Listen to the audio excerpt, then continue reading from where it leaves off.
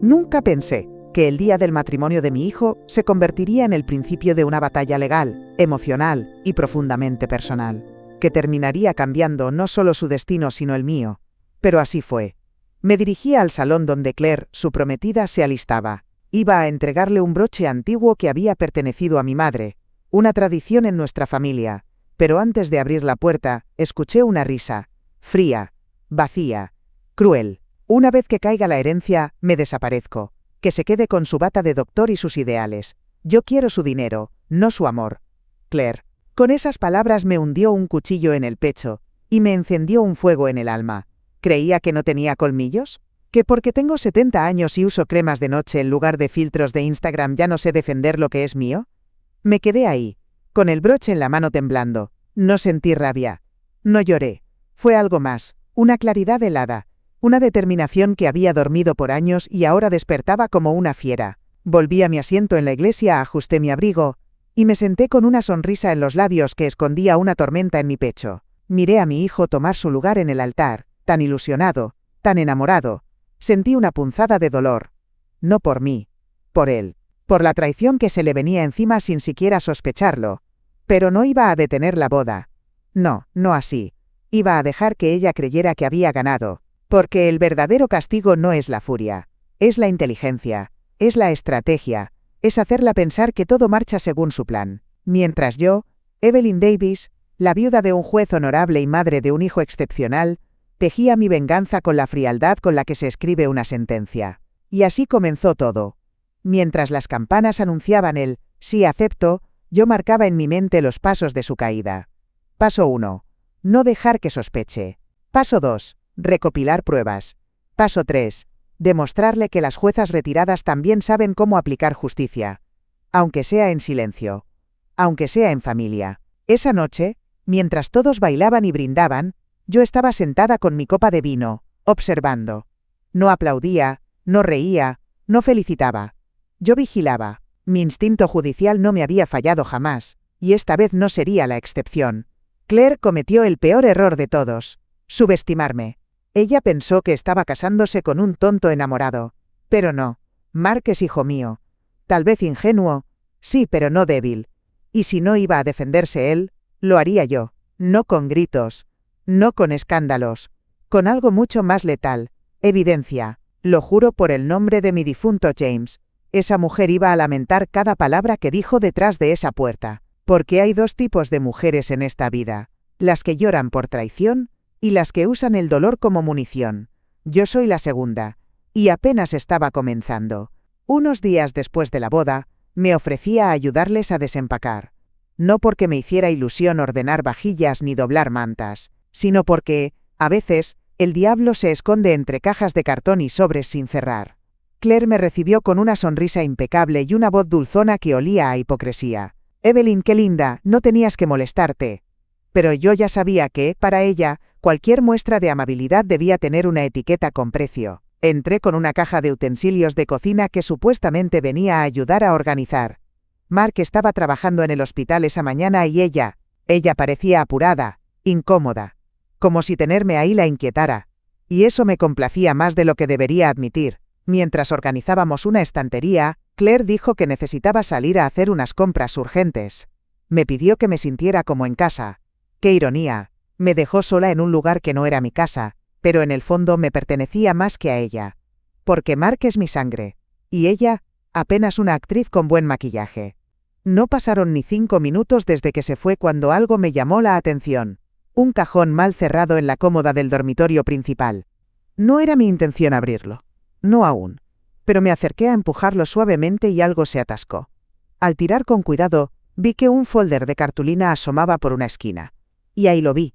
No era un contrato prenupcial, era un documento legal, un formulario de consulta privada a una firma de abogados especializada en derechos de cónyuges frente a fideicomisos familiares. Detallado. Preciso. Firmado por Claire. Con fecha. 3 meses antes del matrimonio. No pude evitar sentarme. El folder temblaba en mis manos, aunque mi rostro se mantuvo sereno. No era una simple consulta. Era una investigación jurídica. Ahí estaban las preguntas clave. ¿Cómo se accede a un fondo fiduciario en caso de divorcio? ¿Qué derechos adquiere un cónyuge si el fideicomiso no tiene cláusulas de exclusión marital? ¿Es posible solicitar una revisión de activos no compartidos en caso de ruptura? No había ninguna duda. Claire había planeado esto mucho antes del «sí, acepto». Todo estaba fríamente estructurado. No era amor. Nunca lo fue. Era una jugada. Un proyecto. Un saqueo programado. Puse el documento exactamente como lo encontré. Cerré el cajón con el mismo cuidado quirúrgico con el que firmaba sentencias en mi juventud. Pero mi interior ardía con una mezcla que pocas veces había sentido. Decepción, tristeza y una furia gélida. Volví a la cocina, terminé de ordenar los platos sin decir una palabra. Ni un suspiro. Me fui justo antes de que Claire regresara, con una sonrisa educada y un «gracias por dejarme ayudar, querida». A las 11 de la noche, ya estaba sentada en mi estudio con el documento impreso frente a mí. Lo había escaneado desde mi teléfono y enviado a mi impresora personal. Copia en mano, encendí mi vieja lámpara de escritorio, abrí mi libreta de cuero y comencé a trabajar. Paso 1. Contactos. Llamé a Sarah Jenkins, mi antigua asistente legal. Si alguien podía mover los hilos discretamente, era ella. Le pedí una revisión completa del bufete que Claire había consultado. Quería los nombres de los socios, fechas de entrada y salida de documentos, historial de clientes, todo. Ella no hizo preguntas. «Te lo mando mañana antes del mediodía», me dijo. «Perfecto». Paso 2. Acceso a registros. Entré a la base de datos privada, que aún conservaba como jueza retirada. Consulté los antecedentes de Claire. No apareció nada alarmante a primera vista, pero tomé nota de un alias anterior y un cambio de dirección frecuente en los últimos 5 años. Movimientos que en mi experiencia siempre significaban algo. Cambiar de ciudad 3 veces en menos de un lustro no era casualidad. Alguien así no busca raíces, busca oportunidades. Paso 3. Estructura financiera. Marqué el número de Robert, mi amigo y antiguo investigador privado. Le di la orden sin rodeos. Necesito un rastreo completo de movimientos bancarios, tarjetas de crédito, transferencias, préstamos. Quiero saber quién paga sus cuentas, quién recibe su dinero, y si ha hecho alguna consulta con abogados de familia además del que ya tenemos. También le pedí que verificara si Claire había iniciado trámites paralelos a su matrimonio, como seguros de vida, cuentas conjuntas, o solicitudes de crédito usando el nombre de Mark. Paso 4. Recopilación interna. Fui a mi archivo personal y saqué una carpeta azul con los documentos del fideicomiso de Mark. Conocía cada cláusula, porque James y yo los redactamos con esmero. Sabía que la única forma de acceder a ese fondo sin autorización expresa de Mark era a través de una maniobra legal agresiva, como un divorcio con demanda por reparto de bienes. Claire estaba preparando ese escenario. Yo me estaba preparando para cerrarle todas las salidas. Paso 5. Establecer control. Redacté una lista de temas delicados para introducir casualmente en la siguiente reunión familiar. Finanzas, testamentos, fideicomisos, herencias. Observación directa. Quería ver cómo reaccionaba Claire con cada término. A veces, la mejor prueba es la incomodidad que provocas en la otra parte cuando nombras las palabras correctas. Cerré el folder a las 2 de la mañana. Había armado la primera fase de mi plan. Esto ya no era una sospecha, era una causa. Y las causas no se lloran, se construyen. Robert me llamó a las 6:47 de la mañana. No es un hombre de madrugar sin motivo. Contesté al primer timbrazo. Tenemos un problema serio, Evelyn. Habla, le dije. Sin rodeos. Y no los tuvo. Me dijo que Claire había estado en contacto con un abogado de divorcios de alto perfil desde un mes antes de la boda. No era una simple consulta. Había correos, llamadas agendadas e incluso una reunión presencial confirmada en el calendario del abogado. El nombre del abogado, dijo Robert, es James L. Navarro. Sentí como se me helaba el estómago. Ese fue el nombre que escuché entre risas detrás de la puerta de la habitación de Claire. El día de la boda. James dice que en el peor de los casos, me toca la mitad.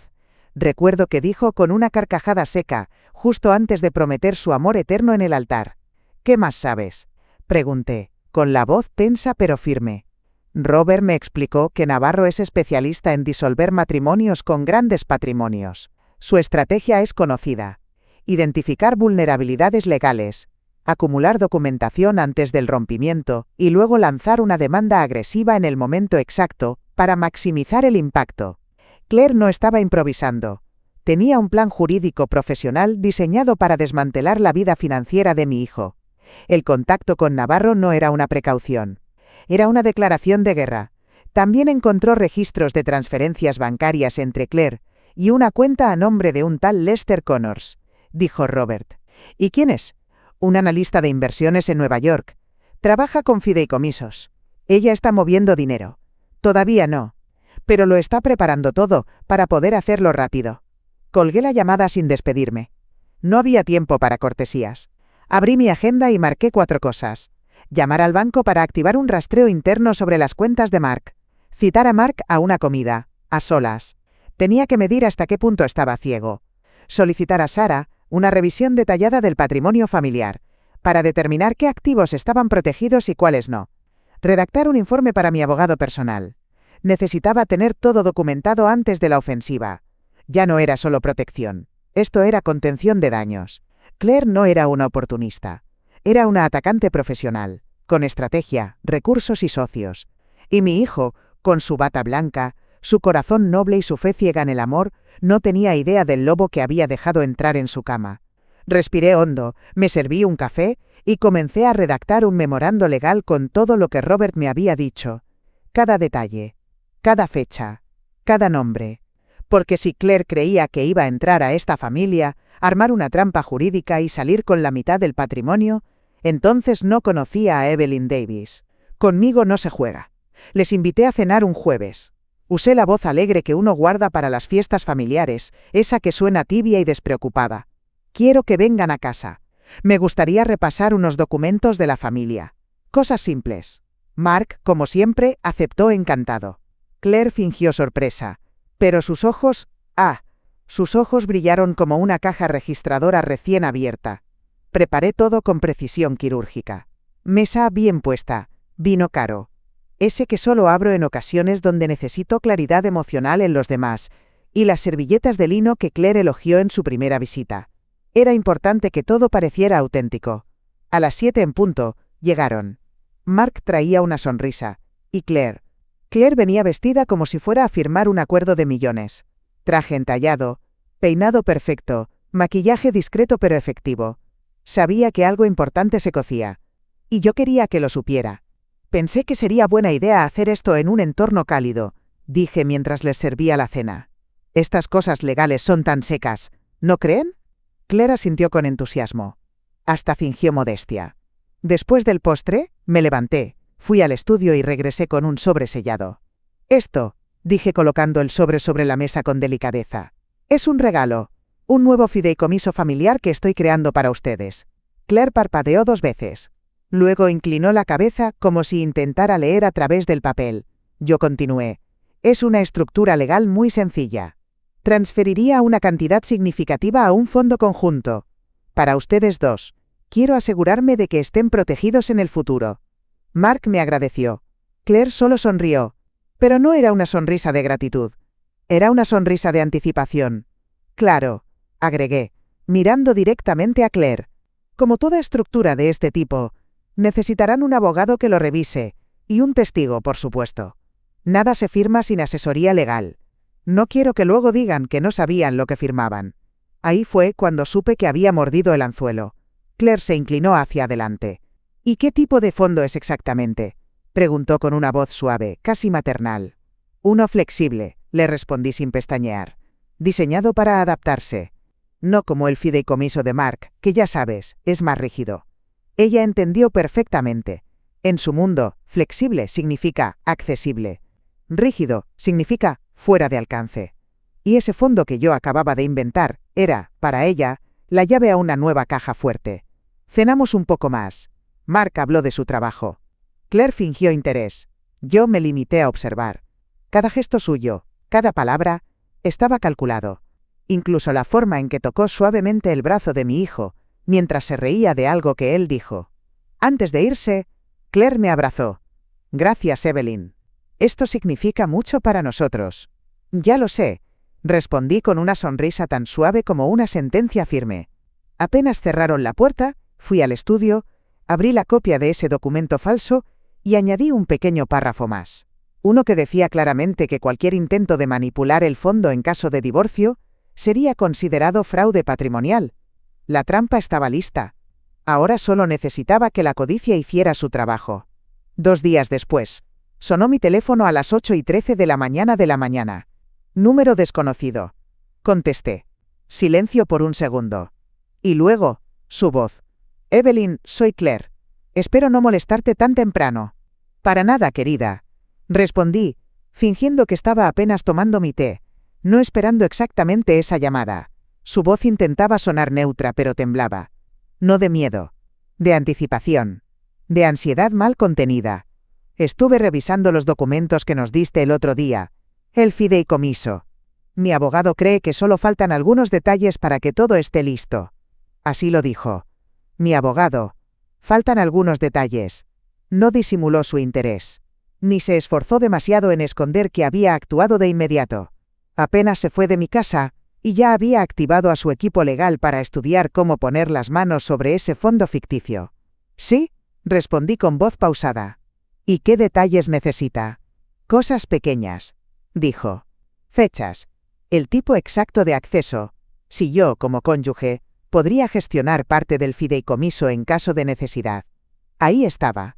La palabra clave. Gestionar. No compartir. No guardar. Gestionar. Tocar. Mover. Usar. Claire estaba tan desesperada por dar ese golpe que ni siquiera esperó a que Mark opinara. No mencionó a su marido en toda la llamada. Solo mi abogado y yo. Eso me bastaba. Bueno, le dije. Tengo los documentos listos para firmar. Pero necesito que vengas a la casa. Hay unas cláusulas adicionales que el notario me pidió incluir. Cosas de procedimiento. Pausa. Luego. ¿Hoy mismo te va bien? Por supuesto, respondió sin dudar. Colgué y me recosté en el sillón del estudio. La llamada había sido corta. Precisa. Pero reveladora. Claire ya se veía con el dinero en sus manos. Ya había mostrado su carta. Estaba tan confiada que pensaba que yo era solo una anciana generosa. Una jueza retirada con demasiado tiempo libre y buena voluntad. A veces la gente se olvida que lo más peligroso de envejecer es todo lo que una ha aprendido. Llamé a Sara. Hoy necesito que vengas con la cámara lista. Quiero grabar la reunión completa. Discretamente. ¿Estás segura? Segurísima. Hoy va a cometer su primer gran error. También llamé a mi abogado de confianza. Le pedí que viniera y que se sentara en la sala contigua, con los documentos auténticos en mano, los que yo había redactado, donde Claire se incriminaba sola si intentaba tocar un solo centavo con fines fraudulentos. Claire llegó puntual, como buena cazadora que huele la sangre. No vino sola. Traía a su abogado, un tipo delgado, con sonrisa pulida y portafolios de cuero caro. Vestido para impresionar, pero con la mirada inquieta de quien sabe que viene a territorio enemigo. Los recibí en la entrada con la serenidad de quien tiene el as bajo la manga. Los invité a sentarse en el comedor. Mark, por mi decisión, estaba en la otra habitación, entretenido con unos documentos médicos. No quería que su corazón noble se entrometiera aún. Gracias por venir tan rápido, dije mientras me sentaba frente a ellos. Me alegra que estén tan interesados en el fideicomiso. Claire asintió. Estaba radiante, contenida. Su traje azul claro combinaba con su juego de perlas discretas. Pero yo veía detrás de todo eso. Sus manos temblaban levemente. No de nervios sino de codicia. Coloqué 2 documentos sobre la mesa. Uno, el supuesto fideicomiso. El otro, la verdadera pieza central. Aquí está el acuerdo del fondo, dije señalando el primer sobre. Y aquí. Deslicé el segundo documento hacia ellos, un pequeño apéndice legal que quiero que revisen. El abogado de Claire lo tomó con rapidez, como quien va por la presa sin verificar que no haya trampa. Claire, en cambio, me miró. Intuyó algo. Porque esa sonrisa fingida que siempre traía se le quebró por un segundo. ¿Qué es esto?, preguntó su abogado. Es una declaración legal redactada por mi propio abogado. Respondí con calma. En ella, confirmo que escuché a Claire, días antes de la boda, hablar con otra persona sobre su intención de divorciarse de mi hijo una vez que tuviera acceso al dinero. Claire abrió la boca, pero no dijo nada. Y este segundo documento, continué, apuntando al mismo, establece que si ese divorcio se realiza bajo condiciones que impliquen fraude, manipulación patrimonial o mala fe, el fideicomiso se anula en su totalidad. Y Claire, tú, querida, deberás pagar una penalidad financiera considerable por intento de fraude contractual. El abogado bajó la vista al papel, Sus cejas se fruncieron. «Esto no es parte del acuerdo original», dijo. «No lo es», respondí. «Es una adición. Perfectamente válida mientras no se haya firmado nada. Y muy necesaria, dadas las circunstancias». Claire estaba inmóvil. La vi tragarse las palabras. Sabía que estaba atrapada. «Evelyn», empezó, con un tono ensayado. «Esto parece una acusación. Injusta». «¿Injusta?», repetí, apoyando mis manos sobre la mesa con suavidad. «Lo único injusto aquí habría sido permitir que destruyeras a mi hijo con tu teatro. Afortunadamente, estoy un poco más despierta de lo que pensabas». El abogado empezó a decir algo más, pero yo lo interrumpí. «Mira la cláusula final», le dije. «La firma de Claire en este documento valida la recepción de información sobre la penalidad y su aceptación. Es un contrato dentro del contrato. Si lo firma sin leerlo bien, es su error. Si no lo firma, el fideicomiso no se activa. Así de simple». Claire me miró con los ojos vidriosos. No de tristeza, de derrota. Yo solo la observé en silencio. La vi tambalearse por dentro. La fachada elegante comenzaba a resquebrajarse. Esa no era una suegra hablándole a su nuera. Era una jueza pronunciando su fallo final. Y eso apenas era el principio de su caída. Claire palideció. Literalmente. El color se le fue del rostro como si alguien hubiera tirado de una cortina invisible. Su mirada saltaba de mí a su abogado, luego de vuelta a mí. El portafolios que había traído con tanto orgullo ahora parecía una carga insoportable sobre su regazo. «Esto es calumnia», balbuceó, con una voz que ya no tenía nada de segura. «No puedes acusarme así, sin pruebas. Es difamación, Evelyn». Sonreí, no con burla, con paciencia, como quien ya ha escuchado el mismo alegato miles de veces y sabe exactamente cómo responder. «No es calumnia cuando es verdad», le dije. «Y no estoy sola». Me giré ligeramente hacia el rincón del comedor, donde una pequeña cámara de seguridad, discretamente colocada sobre una repisa, grababa en silencio desde el inicio de la reunión. Claire la notó recién entonces. El abogado también. «Esa cámara está aquí desde antes de que ustedes llegaran», continué. «Para documentar la firma, por supuesto. Y cualquier otra cosa relevante que surgiera». Claire se levantó de golpe, su silla rasgando el suelo de madera. «Esto es una trampa. Una emboscada». «Una trampa es lo que tú intentaste hacerle a mi hijo», respondí, manteniéndome sentada. Esto es evidencia». Golpeó la mesa con la palma abierta, pero no con fuerza. Fue más una descarga de frustración que una amenaza. Su abogado la tomó del brazo y le susurró algo al oído. Ella lo empujó con brusquedad. El control se le estaba escapando entre los dedos. Toqué suavemente la campanilla de plata que tenía junto al florero. En segundos, Sara apareció desde la habitación contigua, vestida impecablemente, con su carpeta de notas en mano. «Sara», dije sin mirarla, «¿puedes confirmar lo que escuchaste el día de la boda, por favor?» «Claro que sí, señora Davis», respondió con firmeza. «El 14 de mayo, aproximadamente a las 11:25 de la mañana, escuché desde la puerta de la sala nupcial a la señora Claire decir: «Una vez que liberen la herencia, me largo». El doctorcito no sospecha nada y puedo repetir la frase exacta si lo desea. Claire se quedó paralizada. «¿Sabías que ella estaba allí?», preguntó su abogado. Claire no respondió, solo bajó la vista. «Además», añadí con voz firme, «Sara y yo no somos las únicas que escuchamos. Pero no te preocupes. Eso lo verás cuando llegue la citación formal». El abogado de Claire comenzó a recoger sus cosas con movimientos lentos, como si no pudiera decidir si huir o quedarse a pelear una causa perdida. «Tienen dos opciones», añadí mientras me levantaba con elegancia. «Firmar este nuevo documento, aceptar las condiciones, o marcharse y asumir las consecuencias legales de un intento de fraude con premeditación». El abogado de Claire, todavía con medio cuerpo recogiendo papeles y el otro medio atrapado en la humillación, intentó aferrarse a la única defensa posible. Esto parece coacción», dijo con torpeza. «Mi clienta está siendo presionada, puesta en una situación desequilibrada». Lo miré directo a los ojos, no con ira. Con esa calma que solo una jueza experimentada puede sostener cuando sabe que tiene la verdad y la ley de su lado. «Una jueza no coacciona», respondí con tono firme, pausado. «Una jueza da la oportunidad de confesar antes de emitir sentencia». Claire se giró hacia él con la mandíbula apretada. Ya no quedaba nada de la mujer dulce que sonreía para las cámaras. La máscara había caído. Lo que quedaba era lo que siempre había estado ahí. Una mirada afilada, resentida, desnuda de toda teatralidad. «¡Esto es una farsa!», murmuró entre dientes. «No», respondí, «lo fue, hasta hoy». Sara seguía en la puerta, observando sin decir palabra. Su presencia era un recordatorio. Todo estaba siendo registrado. Y todo podía ser usado. «Podemos impugnar este documento». «No es válido», insistió el abogado. Pero ni él creía sus palabras. «Tienen libertad de hacerlo», concedí. «Pero deberán enfrentar una contrademanda. Por intento de fraude. Con testigos. Con grabaciones. Y con pruebas legales de que hubo intención premeditada de dañar patrimonialmente a mi hijo». Claire alzó la voz, por primera vez sin cuidado. «Solo quería protegerme. No sabía si Mark iba a cambiar después del matrimonio. Eso no es ilegal».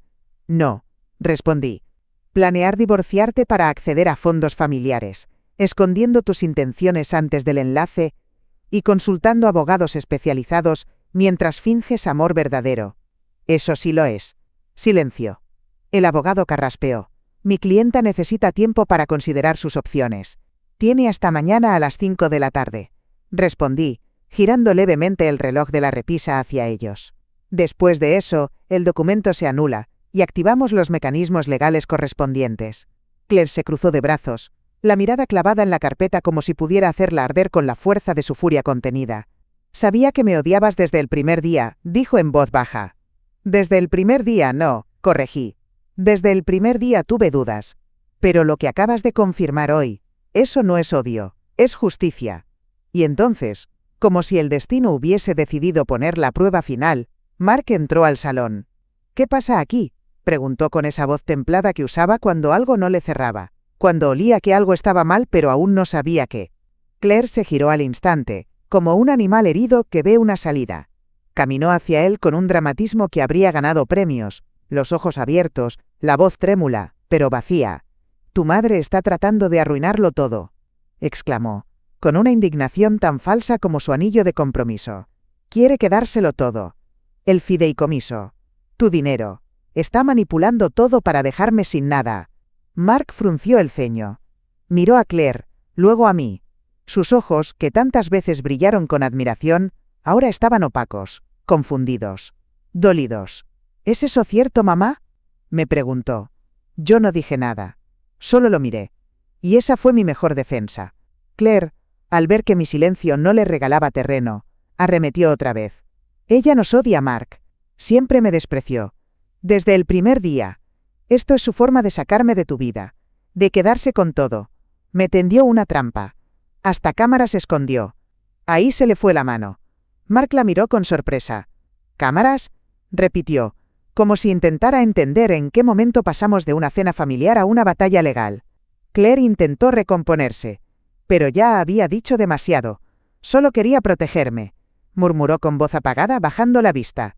El abogado, visiblemente incómodo, empezó a levantarse en silencio. Sabía que esa escena no era recuperable, que habían perdido el control de la narrativa. Mark miró los documentos sobre la mesa, luego la cámara en la repisa. Se acercó, los tocó, los hojeó con acento agudo un poco, pero no dijo nada. Sabía que ahí había más de lo que se veía. Y también sabía que yo no era una mujer que hiciera algo así sin razón. «¿Por qué?», murmuró, sin mirar a nadie en particular. «¿Qué está pasando aquí en realidad?». Yo seguía en silencio. Porque ahora no era el momento de explicarle. No frente a ella. No frente a alguien que aún podía torcer cualquier palabra en su favor. Había cosas que solo se dicen cuando el veneno ha dejado de circular. Claire dio un paso más hacia él. Quiso tocarle el brazo, pero Mark se apartó. Fue un gesto sutil, pero devastador. El silencio se hizo espeso. Nadie respiraba. Y en ese momento, sin gritar, sin acusar, sin soltar una sola lágrima, supe que Mark empezaba a entender. No todo. Aún no. Pero lo suficiente como para mirar a Claire y no reconocerla. Cuando el silencio ya lo había dicho casi todo, me levanté con la lentitud medida de quien va a pronunciar su veredicto. «Mark», dije por fin, con voz serena, «toma asiento. Es hora de que veas lo que realmente está ocurriendo». Él obedeció. Se sentó sin decir palabra. Claire se quedó de pie, helada, sin saber si huir o quedarse a fingir un último acto. Yo ya no la miraba. Saqué del cajón de mi escritorio una carpeta negra. La abrí con cuidado, como si estuviera mostrando una cirugía delicada. Este documento, dije, deslizándolo hacia mi hijo, es una solicitud legal de información financiera sobre tu fideicomiso, fechada 3 meses antes de tu boda. No está firmada por ti, pero sí por ella. Mark la tomó con manos temblorosas. Reconoció de inmediato el encabezado del despacho. Habíamos usado el mismo bufete familiar durante años. Claire no dijo nada. Aquí, añadí colocando la siguiente hoja. Tienes un resumen del contacto continuo entre Claire y un abogado especialista en divorcios. Antes del matrimonio. No después. Discutieron estrategias para acceder legalmente a tu patrimonio en caso de separación. Todo documentado por mi investigador privado. Mark tragó saliva. La sombra en su mirada creció. Y esto, continué, mientras con un control remoto apuntaba a la televisión del estudio. Es lo que se escuchó en la iglesia. Justo antes de que tú dijeras sí, acepto, presioné play. En la pantalla apareció una imagen nítida, captada por la cámara discreta de seguridad que había instalado para esa reunión. Pero el audio, ese venía de Sara, que había grabado discretamente la conversación días antes, cuando Claire pensaba que hablaba sola con su amiga. Una vez que liberen la herencia me largo. El doctorcito no sospecha nada. La voz era clara, fría, sin arrepentimiento. Mark no apartó la vista de la pantalla. Tampoco pestañeó. Solo dejó que la verdad se hundiera en él como un bisturí sin anestesia. El fideicomiso que les ofrecí era falso, dije, mientras apagaba la pantalla. Una trampa. Un espejo. Para ver si Claire reaccionaba como pensaba que lo haría. Y lo hizo. Claire abrió la boca, pero Mark levantó una mano. No quería escucharla. Se giró lentamente hacia ella. ¿Es cierto?, preguntó, con un hilo de voz que sonaba más a niño que a hombre. ¿Era todo un plan? Claire lo miró, y en sus ojos no había amor, solo desesperación. Y en su silencio, estaba la confesión más cruel de todas. Mark asintió. Solo una vez. Luego se levantó, sin mirar a nadie. Vete, le dijo. Mark. Ahora. Claire intentó acercarse, pero el gesto de su mano fue definitivo. No hubo más palabras. No hubo llanto. Solo un corte limpio. Como los que él mismo hace en el quirófano. Ella se dio la vuelta y salió. Ni una maldición. Ni una amenaza. Solo el sonido de sus tacones alejándose por el pasillo de mármol. Mark se quedó ahí, de pie, mirando la nada. Su sueño de una vida compartida, hecho trizas. Yo no dije nada más. Porque a veces, el mayor acto de amor es dejar que la verdad lo derrumbe todo, para poder reconstruir desde cero. No pasó ni una semana. Mark presentó la demanda de divorcio con la frialdad de un cirujano que sabe que no hay tejido que salvar. Ningún intento de conciliación, ninguna petición de explicaciones. Simplemente la expulsó de su vida como quien retira un tumor antes de que metastatice. Claire no se lo esperaba. Pensó quizás que aún podía negociar, que el Mark dulce, noble, comprensivo, aún estaba ahí. Pero lo que quedó después de la traición, ya no era el hombre que conocía. Era alguien que había visto el infierno en forma de promesas rotas, y no pensaba volver. La demanda incluía todos los anexos que le entregué, los documentos, las grabaciones, los testimonios. Todo. No hubo margen para dudas. El juez que recibió el caso era un viejo colega mío. Bastó una mirada entre nosotros en el pasillo del tribunal para que entendiera la dimensión del engaño. Claire intentó pelear. Su abogado renunció después de la segunda audiencia. Dijo que no defendía a embusteras con antecedentes documentados. El nuevo abogado que contrató duró menos de un mes. Al final se representó con acento agudo sola. Y perdió. No solo perdió el matrimonio. Perdió su reputación. Resultó que no era la primera vez que jugaba a cazar fortuna. Un antiguo prometido, en otro estado, presentó su propia denuncia cuando vio las noticias del caso. Otro médico. Otra herencia en juego. El patrón se repetía. El tribunal ordenó la devolución inmediata del dinero que Claire había transferido, subrepticiamente, desde la cuenta común que abrió con Mark apenas se casaron. Dinero que pensaba usar para inversiones privadas. El rastro estaba claro. Hasta los recibos de los boletos de avión para visitar a su consultor en Nueva York estaban archivados. No se salvó nada. Ni su imagen pública. Ni su juego. Ni su dignidad. Yo observé todo desde la distancia. No acudí a las audiencias. No lo necesitaba. La justicia, cuando se sirve correctamente, no requiere aplausos. Mark, en cambio, fue cambiando. No de la noche a la mañana, pero sí con pasos firmes. Se mudó temporalmente a mi casa, no por necesidad económica, sino por un instinto de volver al lugar donde se sentía seguro. Pasaba horas en silencio, caminando por el jardín donde solía jugar de niño. Lo vi quebrarse en una sola noche, y al día siguiente reconstruirse en silencio. Una tarde me dijo: me siento como si me hubieran arrancado algo, pero al mismo tiempo, como si me hubieran salvado de una caída más profunda. Y tenía razón. Lo que Claire le hizo fue un veneno lento. Yo solo apreté el freno antes del colapso final. Porque ese es el trabajo de una madre. Proteger incluso cuando te acusan de controlar. Defender incluso cuando no te dan las gracias. Y a veces, salvar. Significa exponerse a ser odiada por un tiempo. Pero Mark ahora lo entendía. Y Claire, bueno, Claire se fue del país. Dicen que intentó reinventarse en otro lado. Cambió su nombre. Pero los rumores siempre la alcanzaban. Las mentiras tienen piernas cortas, y las verdades largas memorias. Yo no celebré su caída. Pero confieso que dormí mejor la noche en que su firma fue invalidada, su juego expuesto y su plan reducido a polvo. Pasaron algunas semanas. Una tarde, mientras el sol bajaba y el cielo se teñía de naranja, Mark y yo nos sentamos en el porche. Él sostenía su taza de café como si necesitara algo tibio entre las manos. «Gracias, mamá», murmuró, sin mirarme. «Me salvaste». No dije nada. Solo puse mi mano sobre la suya, y en ese gesto todo quedó dicho. Un año después, Mark volvió a casarse, pero esta vez, con una mujer distinta. Una que no sonreía para impresionar, sino para acompañar, que no preguntaba por fideicomisos, sino por sus pacientes, por su madre, por sus sueños. No hubo gran fiesta, solo una ceremonia sencilla bajo el mismo roble que plantamos cuando él nació.